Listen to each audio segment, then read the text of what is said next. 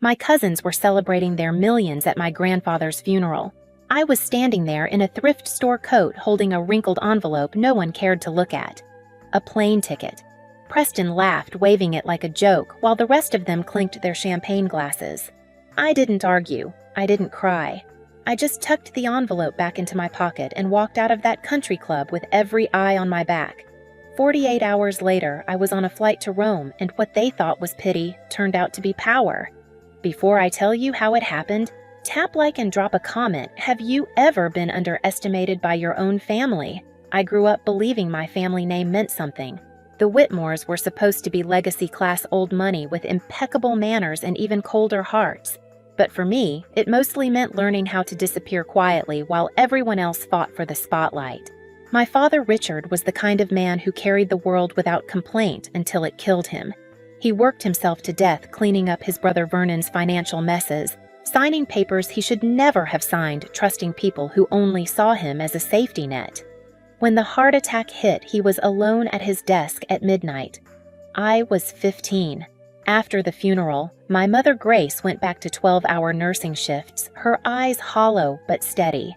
She never talked badly about them, the uncles and cousins who drained us dry, but I saw the way her hands trembled whenever the Whitmore name came up on TV. "Promise me," she'd say while making coffee before dawn, "you won't let them turn you into one of them." And I promised.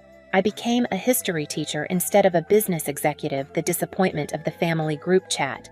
Every Thanksgiving, I'd sit at the kids' table while my cousins bragged about corporate titles and luxury cars. Preston, the golden boy, loved to remind me how noble it was that I'd chosen a humble life. Mallory filmed the dinner for her followers, editing me out completely before posting Whitmore family traditions. I pretended it didn't sting. I had my small apartment, my students, my quiet weekends grading papers and watching rain hit the same water stain on my ceiling. I thought peace was enough. Then, Grandfather Roland died. The man who built Whitmore Shipping from one fishing boat to an empire, who taught me chess on Sunday afternoons and never once told me I wasn't enough. He was the only person in that family who saw me as more than a mistake. When the funeral invitation arrived, I knew I had to go, even if I had to drive 3 hours in my rusty Honda Civic with the heater half broken. The Rochester Country Club was drowning in black suits and fake tears. My Aunt Beatrice complained about the rain ruining her shoes. Preston practiced his CEO smile in the mirror. The air smelled like perfume and greed. I stood near the back watching the casket lower, whispering a quiet thank you that no one heard. I thought the hardest part of the day was saying goodbye. I didn't realize the real performance hadn't even started yet. The will was read 2 hours after the burial inside a wood-paneled room that smelled like cigars and old victories. The family gathered around a long mahogany table that gleamed like it had been polished just for their reflections. Preston sat at the head, already acting like he owned it. Grandfather always said legacy should stay in capable hands, he announced, straightening his cufflinks. Mallory adjusted her sunglasses even though we were indoors. My Aunt Beatrice leaned toward her husband and whispered, "This should be quick." Mr. Harwick, the family lawyer, cleared his throat. Roland Whitmore reviewed this will 1 week before his passing. Every decision was deliberate. That was when the whispering stopped. You could feel the greed in the air pulsing like static. To my eldest son, Vernon, and his wife, Beatrice, I leave the Hampton estate and the investment portfolio ending in account 471. Beatrice gasped softly. Vernon grinned, pretending to look humble. To my grandson, Preston Whitmore, I leave Whitmore Shipping Industries and all operational assets on the condition he maintains current employment levels for at least 1 year. Preston pushed back his chair so hard it screeched. "I knew it," he said. Grandfather trusted me. He was already reaching for his phone, probably drafting his new CEO post. To my granddaughter Mallory Whitmore, I leave the penthouse on Central Park West and the yacht Serenity currently moored in Newport. Mallory squealed like a child on Christmas morning. The penthouse. Oh my God, this is insane. And then the room went quiet. Harwick's eyes found mine. There was pity there and something else, hesitation. To my granddaughter Claire Whitmore, he said softly, "I leave this." He pulled out a small white envelope, creased unsealed, my name written in shaky handwriting. The The silence was so sharp it almost whistled. Preston laughed first. "You're kidding." "That's it." An envelope. I reached out and took it, my fingers steady even though my pulse was racing. Inside was a single plane ticket. Rome. One way. Departure 48 hours. Mallory laughed so hard her sunglasses slipped down her nose. "A vacation? That's adorable." Maybe he wanted her to find herself. Beatrice added, voice dripping with sugar. Vernon folded his hands. Well, Roland always said she wasn't cut out for business. At least he gave her something nice. I didn't say a word. I just stared at the ticket. There was something off about it, too specific, too intentional. "Is that everything?" my mother asked quietly from the corner. "Yes," Harwick replied, "except for a personal letter to be opened upon her arrival in Rome." The laughter came again, louder this time. Preston leaned back, smug. "Guess you got your big adventure, Claire. Enjoy economy class." I slid the ticket back into the envelope and stood. "Don't worry, Preston," I said. "I intend to." Their laughter followed me out the door, but it didn't sting this time. It sounded like the kind of noise people make right before the ground gives way beneath them. That night, I placed the envelope on my kitchen table like it was evidence from another life. The fluorescent light flickered overhead, reflecting off the thin white paper. One way to Rome. October 15th, 3:00 p.m. My entire family had walked away with millions, and I had this. I could still hear their laughter, see Preston's smirk frozen in my mind like a photograph. Every logical part of me said to toss the ticket, go back to grading essays, and forget the humiliation. But my grandfather never did anything by accident. I stared at his handwriting, slanted, precise. There was a faint number penciled into the corner, 1947. The year he was 22. The year he'd left the Navy to start Whitmore Shipping. That detail snapped something awake in me. I opened my father's old leather journal, the one I kept beside my bed. Inside were business notes, sketches, half-written letters.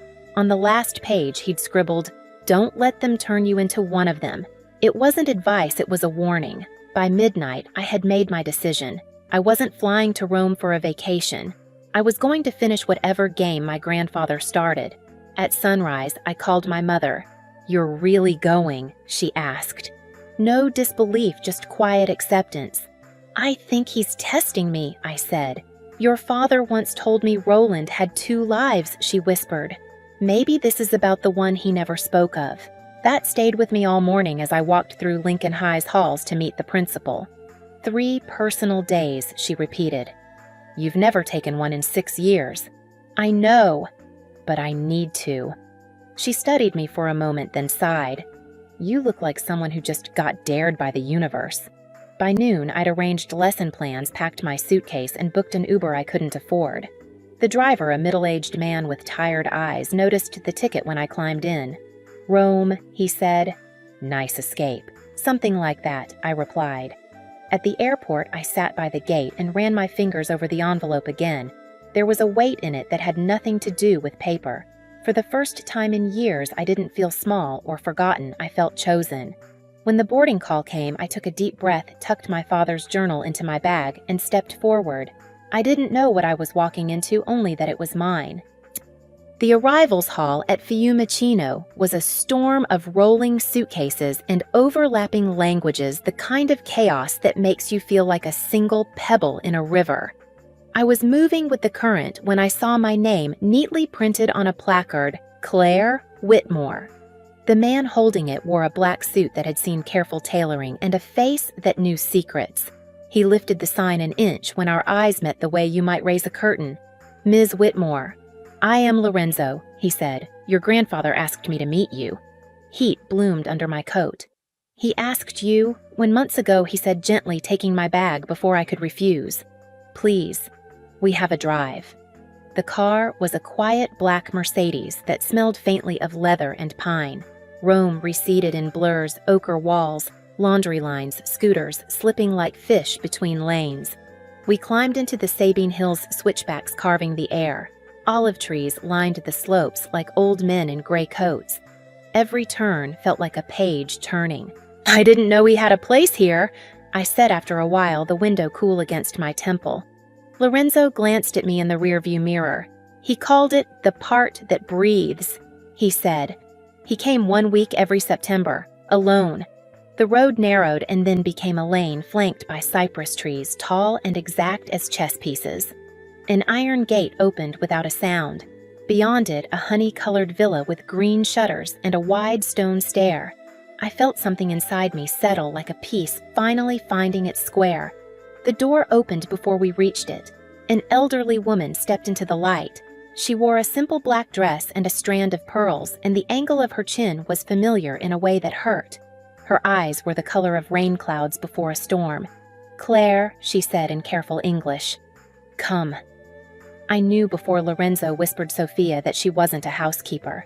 Her hands took mine with a certainty that erased the miles between us. "Your American grandmother, Carol," she passed. "I am your other grandmother," she said. "I have waited a long time to meet the one who plays like Roland." The floor moved under me. I nodded because speaking felt impossible. She led me through rooms that did not brag pale walls, terracotta floors, a long farm table scarred by years of meals. Family photographs covered one wall: Roland young and laughing in a white shirt, Sophia in a cotton dress, a boy with Roland's eyes. The photographs had the gravity of proof. 1947. Sophia said, tapping a wedding picture. "We married after the war. He stayed to help rebuild. He left when Korea called him back. He meant to return sooner." I could taste the iron of truth on my tongue. He kept 2 lives. She didn't flare or flinch. He kept 2 truths, and he paid for it every day. We reached a room that smelled faintly of earth and oak. It wasn't a study or a parlor. It was a cellar without the chill, a place built for listening. On a wooden table sat a laptop old enough to be stubborn and new enough to be personal. Lorenzo set my bag down. Sophia gestured to the chair. "Your grandfather left you a message," she said. "He asked us to play it when you arrived." My hands trembled only once when I clicked. Then the screen filled with him, older, thinner, the sharpness of his features finally at rest. He looked into the camera like he was looking at a chessboard and seeing 3 moves ahead. "If you're watching this, Claire, it means you took the flight," he said. "Good girl." My breath left. I pressed my palm to the table to steady it. "I gave your cousins what they always chased: rooms full of mirrors," he continued. "The company in Detroit is bleeding. They'll find the holes soon enough. The penthouse has 3 liens. The yacht is leased. The Hamptons estate half smoke, half loan."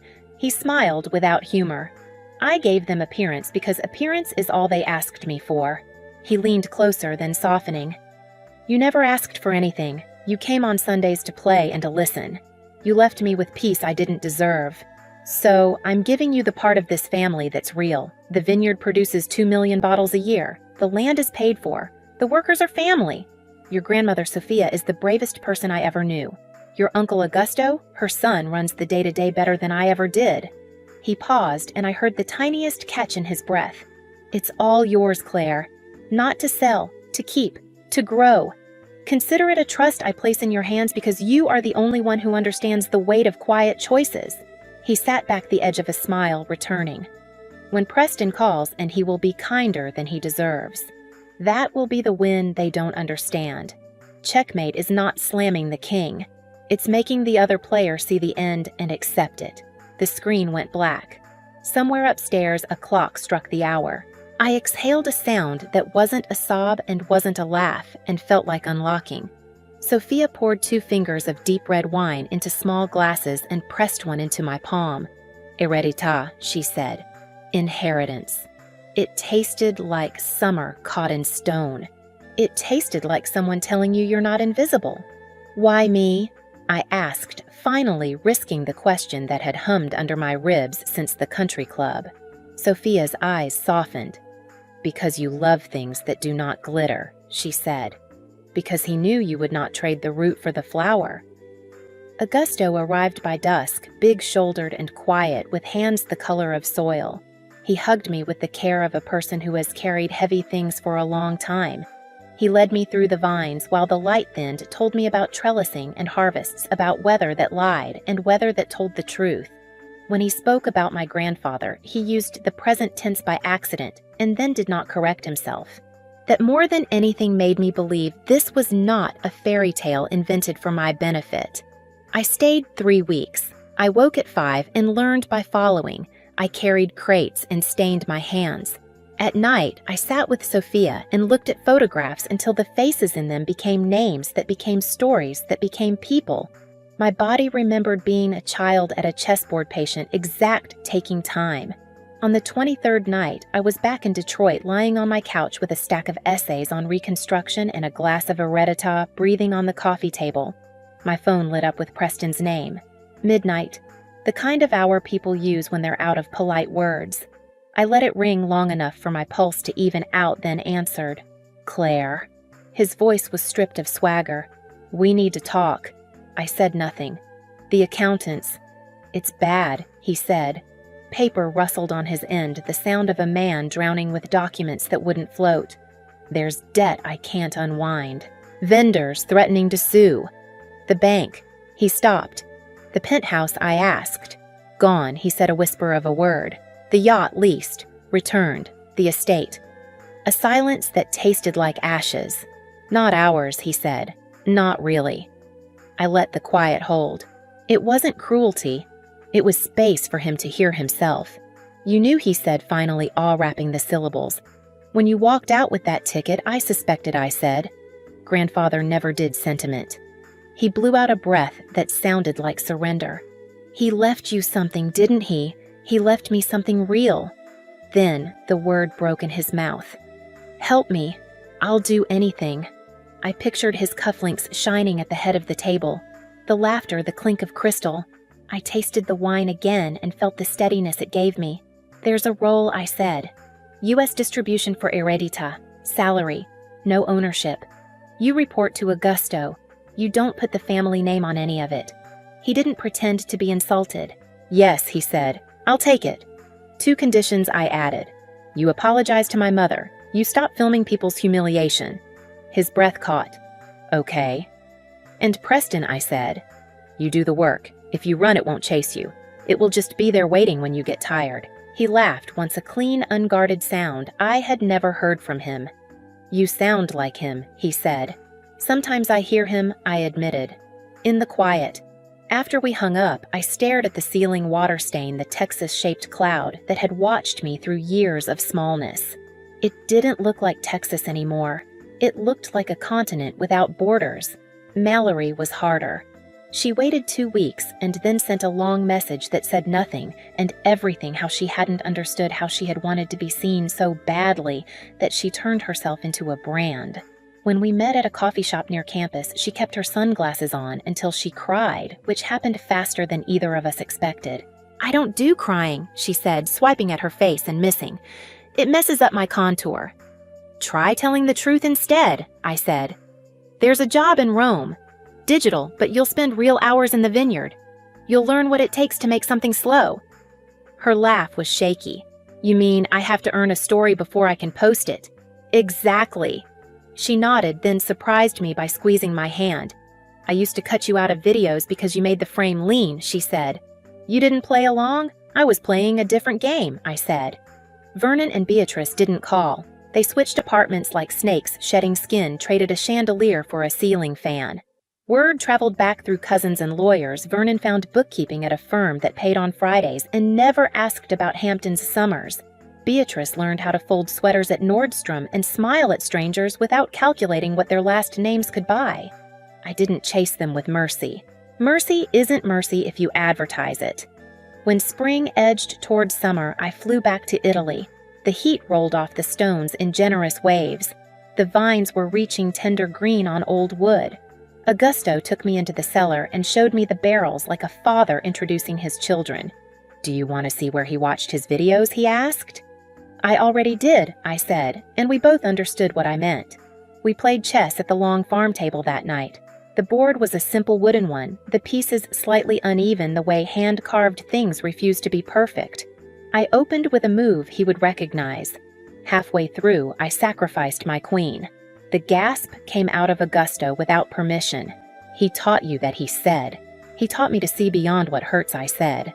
We ended with me pushing a pawn to the 8th rank, the smallest piece growing into something it hadn't been allowed to be. I didn't say the metaphor out loud. I didn't need to. Later, standing on the terrace with a glass that caught the last light, I called my mother. The signal wavered, then settled. "Are you happy?" she asked, skipping hello, "because we didn't need it." "I'm steady," I said. "And I brought you something." I told her about a little house on a California hill with a studio facing the ocean, a place for her to paint without a clock nagging in the corner. She didn't cry either. "We come from a line that saves tears for the exact right hour. Your father would say you made a clean move," she said. I turned the bottle in my hands. The label read Eredita 2024, and in my grandfather's handwriting. For Claire, who trusted without knowing why. I set it on the shelf above the stove next to the salt and the olive oil where useful things live. The next morning, I walked the vineyard while the air still held night. My shoes darkened with dew. Workers waved, and I waved back with the ease of someone who finally belongs to the thing she's touching. When the sun cracked over the ridge, the vines glowed the quiet gold that only comes when no one is trying to make it happen. People will tell you revenge is a scream. They will teach you to throw the glass, flip the table, tear the dress. My grandfather taught me something else entirely. Revenge can be a harvest. It can be a salary with no title. It can be a seat at a table where the person who laughed at you now asks, "What do you need me to do today?" And you answer. Start with the heavy crates. On the flight home, a baby cried 3 rows ahead and a college kid snored against the window and the coffee tasted like burnt courage. I opened my lesson plan for next week. Reconstruction underlined a line about rebuilding not being the same as returning. I wrote in the margin for my students, but also for me. You don't go back to who you were. You step forward into who you were supposed to be, and sometimes the board was never where you thought. I closed my eyes and saw the country club, the laughter, the envelope. I saw the villa, the screen, the man who made a life that wouldn't fit into one country. I heard his voice again, the soft command at the end of his message. Be kinder than they were. That will be the win. I can't pretend the sound of their laughter doesn't still live somewhere in me. It does, but it lives next to the clink of simple glasses at a long table, the sound of vines moving when the wind decides to change sides. It lives next to a word I never let myself believe I'd own mine. 6 months after that funeral, the Whitmore name no longer echoed in marble halls or glossy magazine spreads. It lived quietly on a bottle on a hillside in the dirt under my fingernails. Preston managed the U.S. branch of Eredita Wines, now clocking in at 7 a.m., rolling up his sleeves, earning his paycheck one shipment at a time. Mallory ran digital campaigns from Rome, sunburned and unfiltered for once in her life. And Vernon, I heard he balanced spreadsheets in a small office in New Jersey, his signature no longer worth more than a day's labor.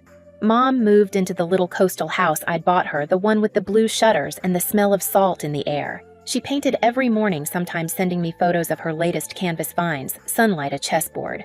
"You made peace out of noise," she said once. I told her I just learned to play a longer game. As for me, I split my time between teaching and the vineyard, summers in Italy, winters in Detroit. My students think it's glamorous. I tell them it's just balanced. On the shelf above my stove sits that final bottle, Eredita 2024. I haven't opened it. I think it's meant to stay sealed proof that some endings don't need a toast. Grandfather was right. Power isn't what you hold. It's what you're willing to let go of. Sometimes I still think about that day at the country club, the laughter, the sting, the silence that followed me to the door. They thought I'd been handed nothing. But that envelope was everything truth legacy, and the reminder that quiet doesn't mean weak. It means waiting for the right moment to move. If you've ever been underestimated, remember people can laugh at your beginning and still applaud your ending, because one small choice can rewrite the whole game. If this story hit home, drop a comment and tell me where you're watching from. Hit subscribe, there's more to come.